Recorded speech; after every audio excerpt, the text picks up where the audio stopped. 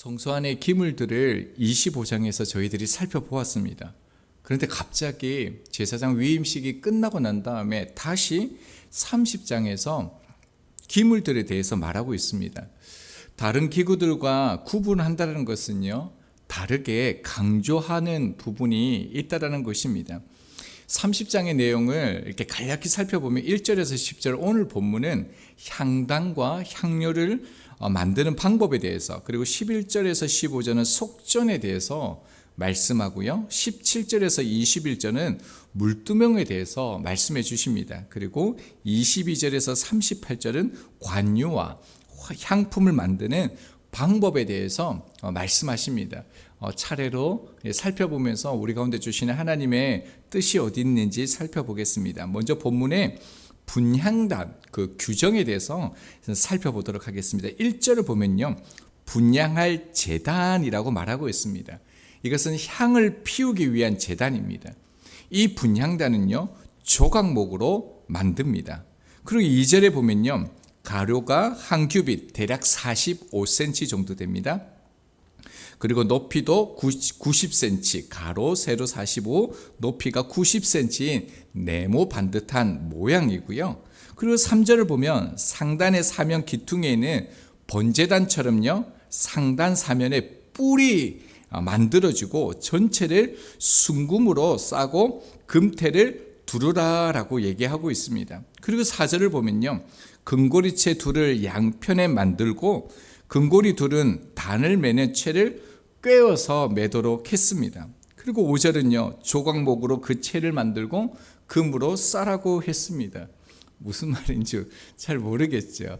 이 분향단이 어떻게 생기냐면 이 강대상과 똑같다라고 생각하시면 됩니다. 그 크기가 한 2분의 1 정도 똑같이 내려오고요, 모양은 이처럼 똑같이 생겼습니다. 그 대신 이게 양쪽에 채가 있어서 이게 들 수 있도록 되어진 것, 그것이 분향단입니다. 자, 그 분향단의 위치를 하나님께서 정확하게 말씀하시는데요, 6절에 보면 성막 안에는 지성소와 성소가 이렇게 구분되어져 있습니다. 근데 이 분향단은요, 지성소 앞, 그러니까 이 휘장이 있겠죠, 그 휘장 바로 앞에 두라라고 얘기하고 있습니다. 혹시 기억나세요? 성소 안에는 북쪽에 진설병이 있었고요, 남쪽에 등잔대가 있었죠. 그리고 이 분향단, 지성소 안에는 이 세 가지가 있습니다. 그런데 이 분향단을 이 휘장, 증거계 바로 맞은편에 두라라고 말씀하시는 거죠. 이것은 이 분향단이 가지고 있는 중요성을 말씀하는 겁니다. 실제로 이 분향단은요, 성소를 대표하는 기물이 이 분향단입니다. 자, 7절 말씀을 보면요, 아론은 아침마다 아무 향이 아니라 하나님께 드리는 것은 향기로운 향을 드리라라고 말씀합니다. 이것은 오직 하나님께서 지시해 주신, 그리고 하나님께서 말씀하신 그 제작 방식으로 만들어진 향만 분향단에 드릴 수가 있었습니다. 그리고 하나님께서는 이 분향단의 그 등불을 손질하라라고 말씀하고 있습니다. 흥미로운 것은요, 여기서 손질하라, 이 손질할 때라는 이 단어가요, 그 창세기에 보면 하나님께서 그 창조를 하시면서 늘 하셨던 말씀이 좋았더라, 이 토브라는 단어를 사용했는데, 여기에서 손질하다 이 단어가요, 토브의 동사형입니다. 그러니까 이게 손질하다라는 것은 좋게 하라는 것입니다. 무엇을 좋게 하라는 것이죠? 이 등잔을 오래 사용하다 보면은 이 그름이 생긴다라고 말합니다. 그러니까 아침에 등불을 손질한다는 것은 기름에 있는 그름, 타고 남은 그 재들을요, 깨끗하게 이렇게 제거해서 좋게 하라는 것입니다. 그래야지만 어떻습니까? 이 초가 탈 때, 불이 탈 때 그름이 생기지 않고 깨끗한 불이 타오를 수 있다는 것입니다. 그리고 8절을 보면요, 또 저녁 때 등불을 켤 때에 살을 찌니라고 말하고 있습니다.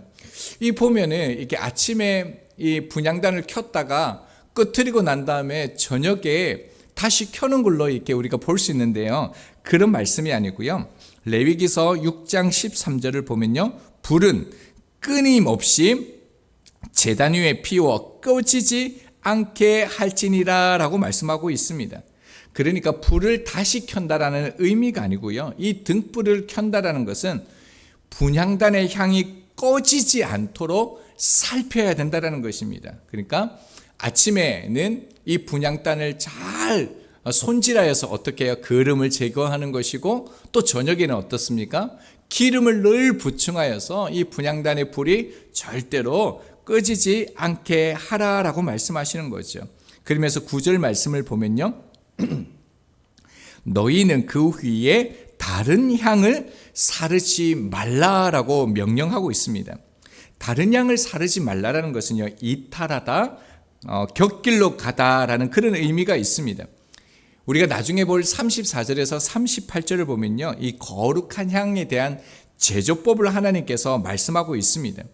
그러니까 다른 향이라는 것은 하나님께서 말씀하신 대로 제조하지 않는 그런 향을 의미하는 것입니다. 그뿐만 아니라 하반절에 보면요, 번제나 소제를 드리지 말라라고 말씀하시고요, 전제의 술을 붓지 말라라고 말씀하고 있습니다. 왜냐하면 그 성막에 그 기구들이 모두 고유한 용도를 가지고 있기 때문에 중복해서 사용하지 못하도록 하셨습니다. 자, 10절 말씀을 보면요, 아론이 1년에 한 번씩 지성소로 들어가 속죄제를 드리게 하셨는데, 이날이 7월 10일 속죄일이 되어집니다. 이때 이 향단불을 위하여 속죄하되라고 말씀하고 있는데요, 이 속죄일에 아론은 지성소와 성막 본체, 그리고 성막 내의 모든 그 기구들을 피로 정결하게 하는 그 의식을 집례하게 하셨습니다. 그리고 하나님께서 뭐라고 말씀하십니까? 이 제단, 분향단을요, 여호와께 지극히 거룩하다라고 말씀합니다. 여러분, 이 지극히란 단어가 어디에 사용되어진다라고 말씀드렸죠? 예, 하나님께 사용하는 이 수식어가요, 지극히라는 단어입니다. 자, 그렇다면 이 분향단이 상징하는 것은 무엇이겠습니까? 이 분향단이 무엇이기 때문에 하나님께서 이토록 지극히라는 단어를 써서 거룩한 것이다 라고 말씀하셨을까요? 1절을 다시 보면 분향단은요, 조각목으로 만들고 3절에서 순금으로 쌓았다라고 말씀하죠. 조각목은요, 예수님의 인성을 나타내는 것이죠. 금은요, 예수 그리스도의 신성을 상징하는 것입니다. 그리고 3절에 향단과 뿔을 한 덩어리로 만들라라고 말씀하셨는데, 뿔은 무엇이었습니까? 하나님의 능력, 구원, 힘을 상징하는 것이죠. 즉 예수 그리스도를 예표하는 것이 뿔이라는 것을 앞에서 계속적으로 반복하면서 하나님께서 우리 가운데 말씀하셨습니다. 그리고 날마다 드려야 될 상번제가요, 언제 드렸습니까?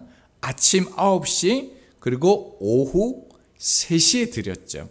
이 시간은 예수님께서 십자가에 달리신 시간이셨고요, 또한 십자가에서 죽으신 시간과 같습니다. 그러니까 이 향을 피우는 시간이요, 예수님께서 십자가를 지시고 죽으신 시간과 정확하게 일치하고 있다는 것입니다. 그리고 특이한 것은요, 우리가 위치에 대해서도 살펴보았는데, 이 지극히 거룩한 분향단은요, 지성소의 증거계와 그 휘장 사이를 두고 이렇게 마주보고 하고 있다는 것입니다. 이 의미가 참 중요한 것 같습니다. 이것은요, 지성소와 성소가 하나님이 임재하시는 곳과 그 하나님을 예배하는 이 장소가 엄격하게 구분되어져 있는 것입니다. 그런데요, 완전히 막힌 것이 아니다라는 것을 보여주는 것이 무엇이냐면 이 분향단이라는 거예요.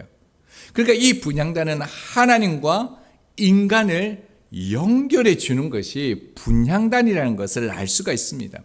그러니까요, 성육신 하신 참 인간이시고 참 하나님이신 예수님이 이 분향단 안에서 상징적으로 지금 나타내고 있는 것이죠. 자, 그렇다면요, 이 분향단 안에서 이 향이 의미하는 것은 무엇이겠습니까? 요한계시록 8장 4절입니다. 향연이 성도의 기도와 함께 천사의 손으로부터 하나님 앞으로 올라가는지라. 하나님께 올려진 이 향이 무엇이라고요? 성도의 기도라고 분명하게 말씀하고 있습니다. 제사장은 분향단에서 향을 태움으로 백성의 그 기도를 하나님께 올려드립니다. 그러니까요, 이 분향단은 예수 그리스도를 상징하는데 예수 그리스도의 그 사역 가운데 예수님의 중보 사역을 나타낸다라는 것입니다. 주님을 통해 이 땅에서 드리는 기도가 어떻습니까? 하나님 앞에 상달되는 것입니다. 그래서 우리가 이 분향단을 보면서 주님의 기도를 저희들이 닮아야 하는 것이죠. 히브리서 7장 25절입니다. 그러므로 자기를 힘입어 하나님께 나아가는 자들을 온전히 구원하실 수 있으니 이는 그가 항상 살아계셔서 그들을 위하여 간구하심이라 라고 말씀하고 있습니다. 여러분, 예수 그리스도의 그 기도의 핵심 사역이 무엇입니까? 바로 우리의 구원을 위한 중보 사역입니다. 그뿐만 아니라 주님께서는 이 중보 사역의 이 기도를요, 지금도 우리를 위하여 기도하고 계신다라는 것입니다. 그러니까 분향단은 단순히 기도해야 돼, 기도를 상징하는 것이 아니라요, 우리의 기도가 주님의 중보 기도여야 함을 말씀하신다는 겁니다. 예수님께서 잡혀가시기 직전에도 이렇게 기도하셨습니다. 요한복음 17장 9절입니다. 내가 그들을 위하여 비옵나니 내가 비옵는 것은 세상을 위함이 아니요 내게 주신 자들을 위함이니이다. 그들은 아버지의 것이로소이다 라고 말씀합니다. 그뿐만 아니라 주님께서 이렇게 말씀합니다. 로마서 8장 34절입니다. 누가 정죄하리요? 죽으실 뿐 아니라 다시 살아나신 이는 그리스도 예수시니 그는 하나님 우편에 계신 자여 우리를 위하여 간구하시는 자이시니라 라고 말씀하십니다. 예수님께서 잡히시기 그 직전까지도 우리를 위해서 기도하실 뿐만 아니라 지금도 하늘에서 예수 그리스도의 중보 사역은 이어지고 있다라고 말씀하시는 것입니다. 여러분, 우리가 그리스도를 쫓아갈 때 닮아야 될 모습이 이 모습이라는 거죠. 7절 말씀을 다시 보면요, 아침마다 그 위에 향기로운 향을 사르되라고 말씀합니다. 8절에요, 또 저녁 때 등불을 켤 때에 사를지니 이 향은 너희가 대대로 여호와 앞에 끊지 못할지며 라고 말씀합니다. 제사장은 아침 저녁으로 끊임없이요 향을 살라야 하는 것입니다. 아침과 저녁에 끊임없이 손질하고 기름을 보충하라는 것은요, 하나님께 올려드리는 이 기도가 쉬지 않을 수 있도록, 기도가 중단되지 않도록 하기 위함입니다. 이러한 삶은요, 모세와 그 후손들이 대대로 실행하면서 하나님 앞에 살아야 할 것을 하나님께서 말씀하고 계시다는 겁니다. 이제 저희가요, 왕 같은 제사장입니다. 주님과 같이 저희에게 주어진 사역 역시 무엇이겠습니까? 타인을 위한 중보 사역이라는 것을 우리가 잊으면 안 됩니다. 타인을 위한 그 중보의 사역을 끊임없이 하나님 앞에 그 향을 올려드려야 됩니다. 교회에서 가장 중요한 사역이 무엇이겠습니까? 여러 가지가 있지만 가장 중요한 사역은요, 어떤 섬김보다 기도의 사역이라는 것입니다. 어쩌면 말씀을 전하는 것보다 더 우선되는 것도 이 기도라는 것입니다. 왜냐하면 기도가 모든 것의 밑바탕, 본질, 기도 가운데 모든 것이 쌓여지기 때문에 그렇습니다. 여러분, 아무리 좋은 차도요, 기름이 없으면 사용할 수가 없습니다. 달릴 수가 없는 것이죠. 그래서 이 기도는 모든 사역의 중심이 되어지고 반드시 이 기도를 통하여 모든 사역들이 이루어져야 된다는 것입니다. 기도에 대해 회의적인 분들이 참 많습니다. 기도에 대해서 적당히요, 형식만 갖추면 된다라는 인식이 이 시대의 사람들에게 있습니다. 이것은 기도에 대한 의심입니다. 우리가 기도하지 않는다라는 것은요, 주님이 하늘 보좌 앞에 우리를 위해 기도하고 계시다라는 것을 의심하는 것과 같은 것입니다. 그뿐만 아니라 기도의 역사를 믿지 않는 것과 같습니다. 여러분, 더욱 우리가요, 서로를 위하여 기도 제목을 나누고 부탁해야 됩니다. 더 열심히 우리의 삶과 우리의 모임 가운데 서로에게 나의 기도 제목을 부탁해야 됩니다. 사도 바울조차도 자신을 위해서 기도해 달라고 부탁한 것을 우리가 잊으면 안 됩니다. 우리가 만약에 기도를 부탁하지 않는다라는 것은요, 다른 사람의 중보가 필요하지 않을 만큼 영적으로 삶의 문제가 나는 없다라고 생각하는 교만일 수가 있습니다. 그뿐만 아니라 기도를 부탁하지 않는 것은요, 본인이 기도하지 않기 때문일 수도 있습니다. 그리고 고린도후서 2장 15절은 이렇게 말씀하는데요, 그리스도인들은 하나님 앞에서 그리스도의 향기라라고 말하고 있습니다. 삶에서 우리가 만들어야 할 향기가 있다라는 것입니다. 그러니까 우리를 만나는 이들이요, 이 향을 맡을 수 있어야 하는 것이죠. 여러분 2절을 보면 분향단에 그 향을 지필 때에 그 사이즈를 보면 그 제사장이 허리를 아마 굽혀서 향을 지피게 되는 그런 정도의 규모인 것을 알 수가 있습니다. 여러분 그러니까 이 분향단 앞에 나아갈 때마다 제사장은 이렇게 고개를 숙여서 자기를 낮추어서 엎드리는 그런 모습을 통해서 이 향을 피웠을 것입니다. 무엇을 말하는 겁니까? 섬김과 사랑이 이 타인을 위한 기도 가운데 담겨져 있다는 거예요. 타인을 위해서 기도할 때 전심으로 하나님 앞에 기도할 때 엎드려서 기도하는 것이죠.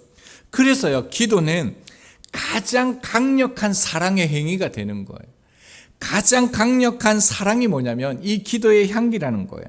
그래서 마태복음 55장 44절을 보면요, 나는 너희에게 이르노니 너희 원수를 사랑하며 너희를 박해하는 자를 위하여 기도하라라고 말씀하셨습니다.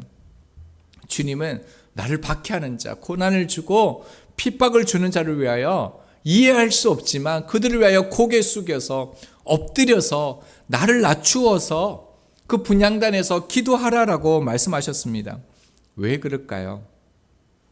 타인을 위해서 우리가 중보 기도를 할 때요, 그 사람의 마음이 나에게 상처를 준 그 사람이 사실은요, 상처가 있는 사람이구나, 무너진 사람이구나, 나에게 상처 줄 수밖에 없는 그런 상처를 가지고 있구나, 그 상처가 너무 깊어서 나에게 타인에게 상처를 줄 수밖에 없는 그런 마음을 가지고 있구나, 이것을요 기도 가운데 깨닫게 되어진다는 것입니다. 타인을 위해서 하나님 앞에 분향단을 올릴 때에 그들의 아픔이 느껴지고요, 그러면서 그 사람과 내가 하나됨을 갖게 된다는 것입니다. 그래서 주님의 사랑이 흘러가는 것이죠. 여러분 그리스도를 닮기 원한다면요, 주님이 지금도 하고 계시는, 멈추지 않으시는 이 중보 기도를 해야 됩니다. 그리고요, 우리가 하나님을 향한 이 기도를 끊임없이 해야 되는 가장 중요한 그 이유는요, 우리는 사실 아무도 날 위하여 기도하지 않는 것처럼 생각될 때가 있습니다. 우두커니 홀로 살아가는, 혼자서 사는 그런 인생이라고 느껴질 때가 있습니다. 그런데 그때 우리가 기도할 때요, 한 분은 반드시 날 위하여 기도하고 계신다는 것을 우리가 느끼게 되는 것이죠. 그분이 예수 그리스도이십니다. 10절에 보면요, 이 제단은 여호와께 지극히 거룩하니라. 여러분 우리가 기도할 때 그 주님이 우리와 함께 하십니다. 분향단이 있는 곳이 거룩한 곳입니다. 그래서요, 여러분 우리가 주님 앞에 주님과 함께 기도할 때 그 모든 것은요 지극히 거룩한 곳이 되는 것입니다.